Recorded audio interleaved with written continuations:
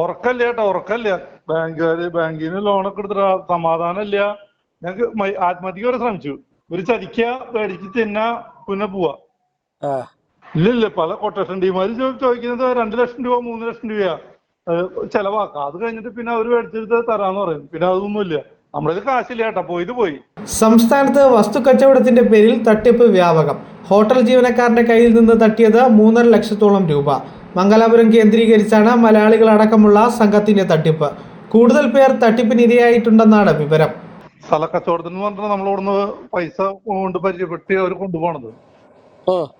അവിടെ കൊണ്ടുപോയി സ്ഥലം കാണിച്ചെന്ന് നമ്മൾ അഡ്വാൻസ് കൊടുത്തു. അഡ്വാൻസ് കൊടുത്തത് കഴിഞ്ഞ പിന്നെ അവര് പറയുന്നു അവരുടെ പേരിൽ തീർത്ത് നടത്തി കഴിഞ്ഞിട്ട് പറയുന്നു നിന്റെ കാശ് മേടിച്ചതിന്റെ അയക്കുന്നില്ല, ഈ സ്ഥലം ഞങ്ങളുടെ പറഞ്ഞു പൈസ കൊടുത്തത് പോയി.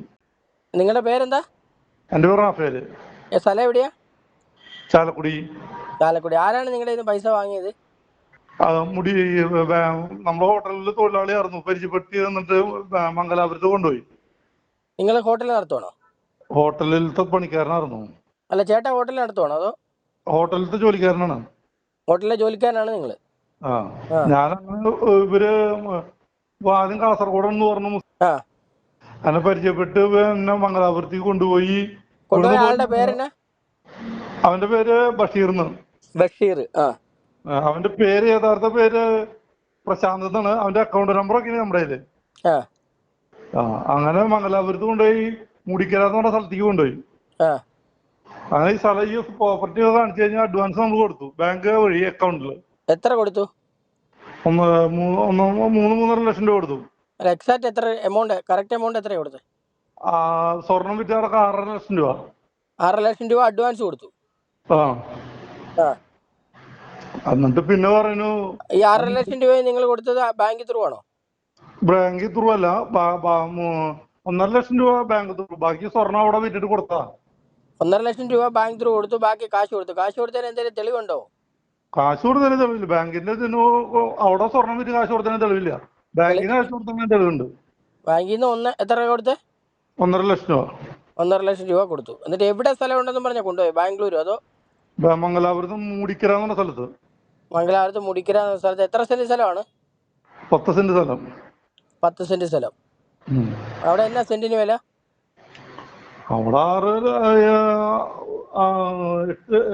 നമുക്ക് 10 സെന്റ് സ്ഥലം 6.5 ലക്ഷം രൂപയ്ക്ക് മേടിച്ചാലെന്ന് പറഞ്ഞു. ഒരു ചെറിയ ഷെഡ് ഹോട്ടലും ഉണ്ടേ. അപ്പൊ അവിടെ ഹോട്ടൽ നടത്താനായിരുന്നോ?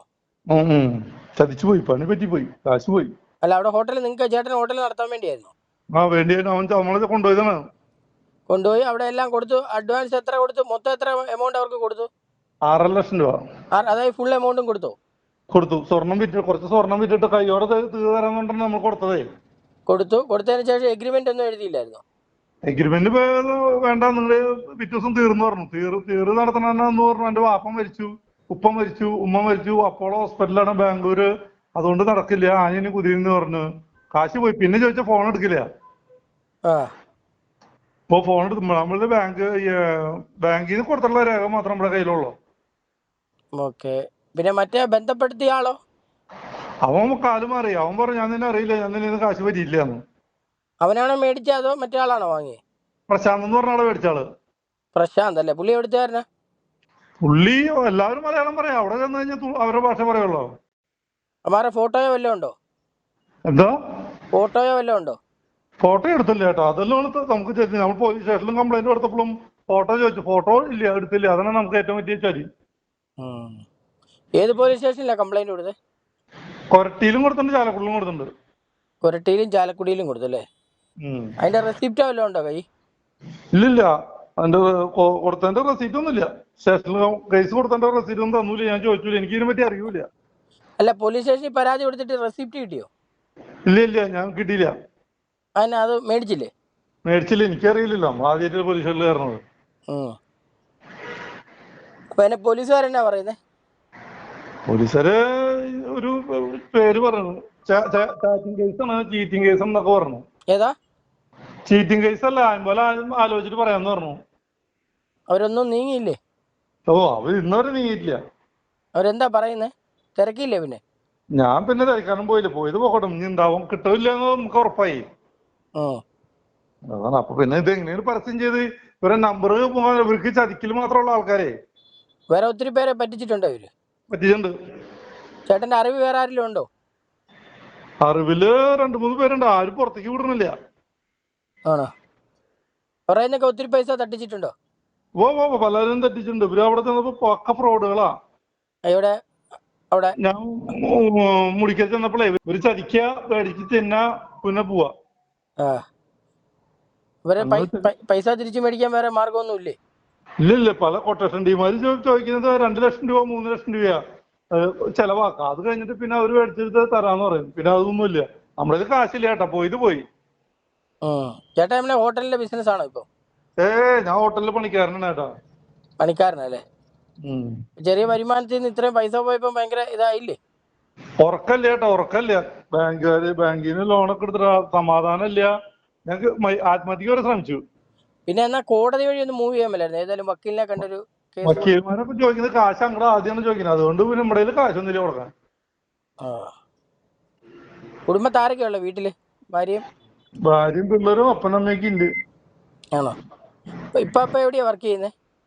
ഇപ്പൊ ഞാൻ ഈ ചെറങ്ങര യത്തീംപള്ളിയുടെ അവിടെ കൊരട്ടിയില് ഏത് ഹോട്ടലിലാ? ഒരു റോസ് ഹോട്ടൽ എന്ന് പറഞ്ഞിട്ട് തുടങ്ങിയിട്ടുണ്ട് അവിടെ. ഓക്കെ. അവിടെയാണ് വർക്ക് ചെയ്യുന്നത് അല്ലേ? ഇനിയിപ്പോ എന്ത് ചെയ്യാനാ ഉദ്ദേശിക്കുന്നത്? പോലീസിന്റെ അവിടെ സ്റ്റേഷനിലൊന്ന് പോയി ഒന്ന് നോക്കാൻ മേലായിരുന്നു എന്തായി അവസ്ഥയെന്ന്? അവസ്ഥ നോക്കിട്ട് പറയാം. അല്ല, ഈ ചതിച്ച് പോയ ആളുടെ നമ്പർ ഉണ്ടോ? നിങ്ങളെ പറ്റിച്ച ആളുടെ നമ്പർ? 3 പേരുടെ നമ്പറും ഇവിടെ ഉണ്ട്. അത് 3 ഒന്ന് തരാൻ പറ്റുമോ?